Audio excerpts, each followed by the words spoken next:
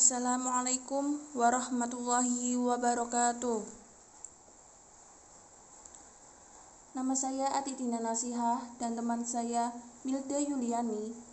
Di sini kami akan menjelaskan tentang analisis data penelitian kualitatif. Yang akan kita bahas yaitu 1. Pengertian analisis data kualitatif. Kedua, analisis ketika pengumpulan data. Yang ketiga, reduksi data. Yang keempat, penyajian data. Apa sih pengertian analisis data?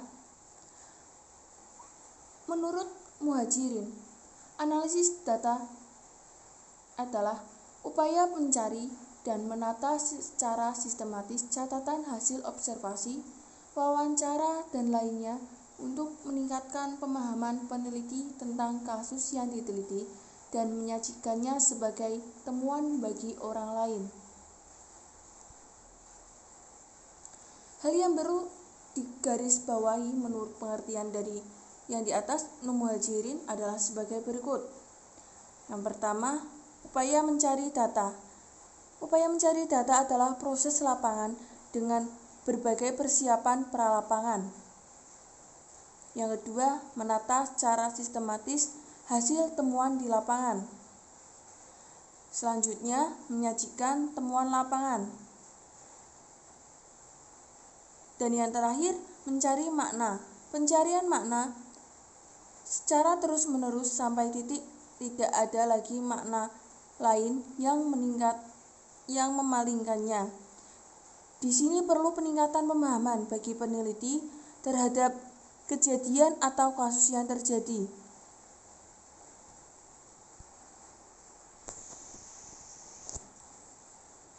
Analisis ketika pengumpulan data. Analisis ketika pengumpulan data terdiri dari dua, yaitu dari bentuk catatan lapangan dan kemudian teknik pemeriksaan keabsahan data. Bentuk catatan lapangan yaitu 1. Fakta. Data kualitatif hasil pengamatan dan wawancara dalam bentuk uraian rinci maupun kutipan langsung. Yang kedua, catatan teori.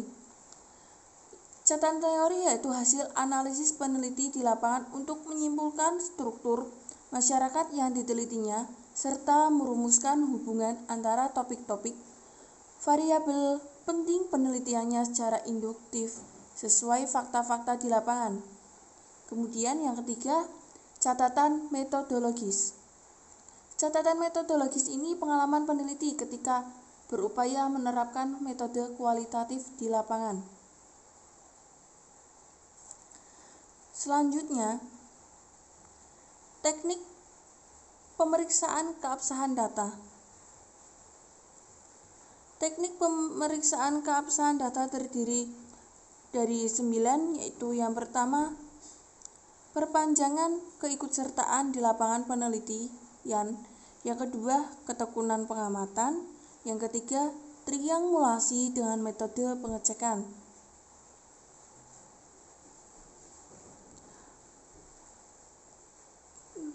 Kemudian yang keempat yaitu pemeriksaan sejawat melalui diskusi. Yang kelima, analisis kasus negatif. Yang keenam, kecukupan referensial. Yang ketujuh, pengecekan anggota, baik secara formal maupun informal berkenaan pengecekan kategori analitis, penafsiran, dan kesimpulan. Yang kedelapan, uraian rinci. Uraian rinci ini terutama dalam pembangunan keteralihan, yaitu uraian seteliti dan secermat mungkin yang menggambarkan konteks tempat penelitian yang menjadi fokus pengamatan. Kemudian yang terakhir yaitu auditing. Auditing ini dilakukan berdasarkan kriteria kepastian data mentah, data yang sudah direduksi, hasil sintesis, catatan proses, bahan catatan pribadi atau refleksi, motivasi, harapan, dan ramalan. Contoh analisis data.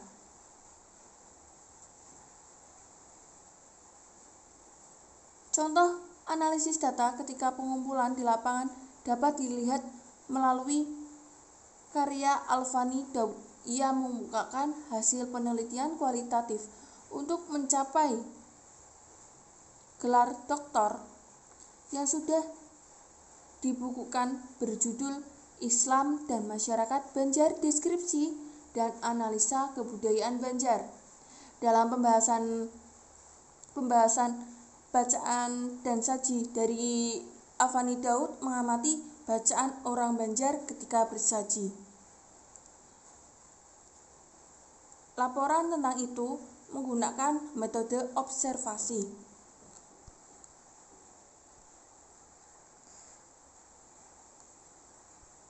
Kemudian selanjutnya reduksi data yang akan dibahas oleh Mbak Milda Yuliani. Terima kasih Ati. Selanjutnya reduksi data. Pengertian reduksi data adalah proses pemilihan, pemusatan perhatian pada penyederhanaan, pengabstrakan dan transformasi data kasar yang muncul dari catatan-catatan tertulis di lapangan.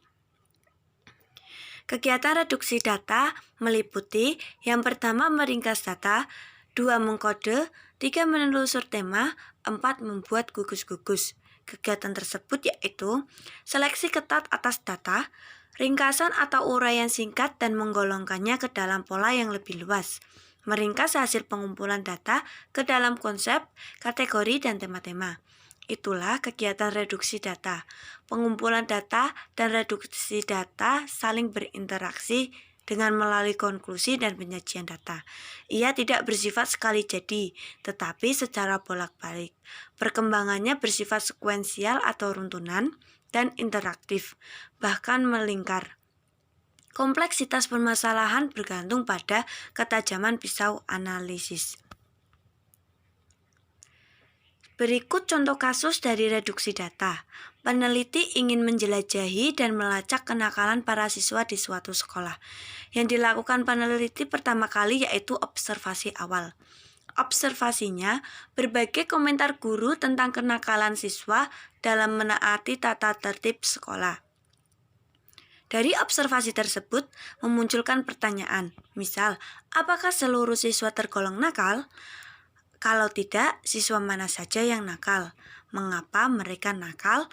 Dan masih banyak pertanyaan yang lainnya. Kegiatan selanjutnya yaitu penjelajah dan pelacakan. Semakin banyak data beserta kategori dari kegiatan tersebut. Selanjutnya akan ada pertanyaan baru dan penelusuran berlanjut.